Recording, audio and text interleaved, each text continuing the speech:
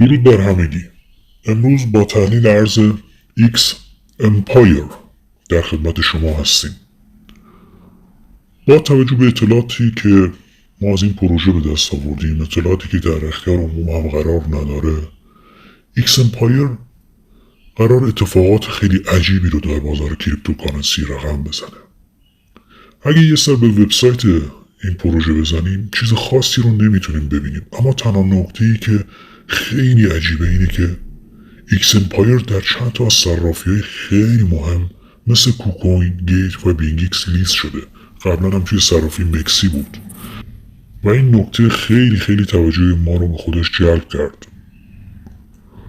اگه از طریق بلاکچین شبکه کوین پروژه رو بررسی کنیم، حدود 3 ولت اول که مربوط به صرافی ایرانی هم هست، حدود 40-50% این توکن های این پروژه رو در اختیار دارن که یه المان خیلی بد برای این پروژه هست. تو سایت کوین مارکت کپ اکس امپایر 20 میلیون دلاره و توکن های در گردشمون هم 690 میلیارد توکنه. ولیوم روزانه هم خب 2.9 میلیون دلاره. توییتر پروژه رو اگر نگاه کنیم حدود 2.3 میلیون فالوور داره که خیلی وقت هم از آپدیت نشده. توی یوتیوب اگر ما بریم پروژه رو بررسی کنیم چیز خاصی نمیبینیم. مهمترین چیزی که الان با توجه به این دیتاهایی که بررسی کردیم اینه که انگار پروژه رها شده و پروژه فراموش شده. اگه یادتون باشه پارسال همین موقع بود که اکس امپایر که یه بازی تلگرامی تپ تو ارن بود حسابی گل کرده بود و کلی از مردم بخصوص کشور ما این بازی رو انجام میدادن، اما بعد از گذشت 1 سال پروژه گویا فراموش شده و مرده. اگه داخل سایت ارز دیجیتال هم اگر بریم کامنت کاربرا رو هم بخونیم، همه ناامیدن. یک ناامیدی خیلی مطلق سمت این پروژه قرار داره و همه ناامیدن که اکثرا میگن که پروژه اسکمه و ارزش نداره و اینکه دید کلی مردم به این پروژه خیلی منفیه و پروژه خیلی سقوط قیمتی بالایی هم داشته.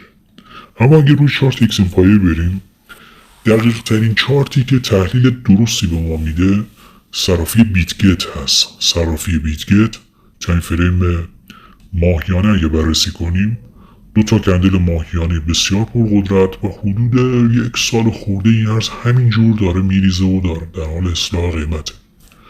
اما خب یه راز نهفته داخل ایکس امپایر وجود داره.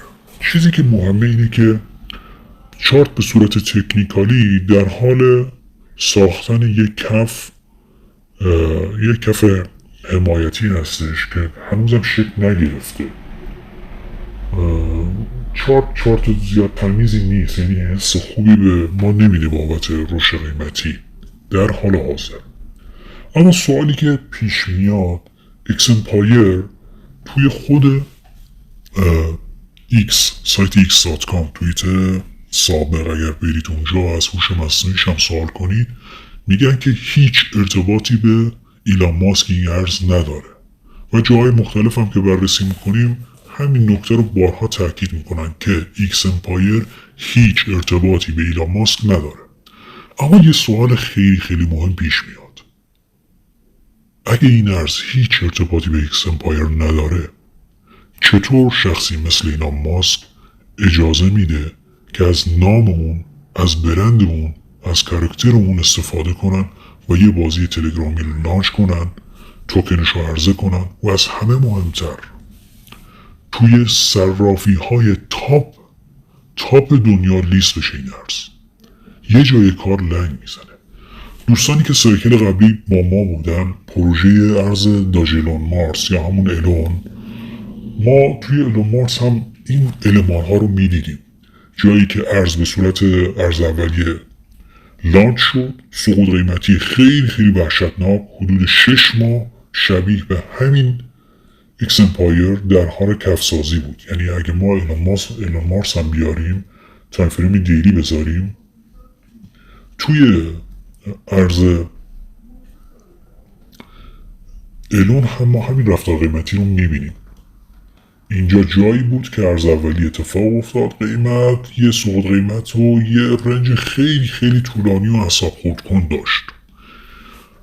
این سمت ها بود که ما سیگنال خرید رو به بچه ها دادیم و المانهای خاصی که پیدا کرده بودیم، ارتباط این پروژه با ایلان ماسک رو ما کشف کرده بودیم که سیگنال خرید دادیم و اون روش های خیلی خیلی عجیب توی داج ایلون ماسک اتفاق افتاد.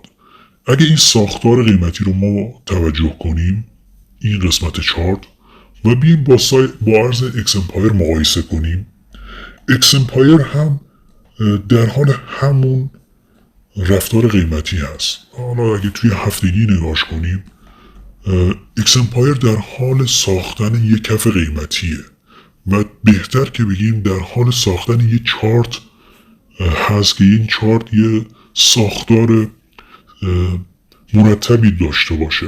شما اگه فرض کنین یه ارز همینجور میخواست به سمت بالا حرکت کنه، مطمئنا یه سایت یه ارز اسکمی بیشتر ازش در نمی اومد. یعنی یه ارز اسکم نمیشد که این ارز همینجور به سمت بالا حرکت کنه. اما خب چارت خیلی خیلی رفتار مرتبی رو داره انجام میده، در حال ساختن یک کف قیمتی هست و ساختن یک چارت تکنیکال. حالا پروژه باید چه اتفاقی براش بیفته؟ امروز که ما داریم صحبت رو میکنیم، وقتیه که همه از پروژه ناامیدن. 13 نوامبر 2025 کل کریپتوکارنسی، تمام جامعه ایرانی ها و حتی کریپتوکارنسی خارج از کشور، هیچ کس امیدی به این ارز نداره و این ارز رو یه ارز فراموش شده میدونن. اما به نظر بنده چارت خیلی تکنیکالی، خیلی مرتب در حال کفسازیه. خب سوال طلایی، ایکس امپایر که نام توییتر رو یدک میکشه و از کاراکتر ایلان ماسک داره استفاده میکنه، در آینده چه اتفاقی قراره براش بیفته؟ ایلان ماسک یکی از باهوشترین انسانهای روی کره زمینه، بدون تردید.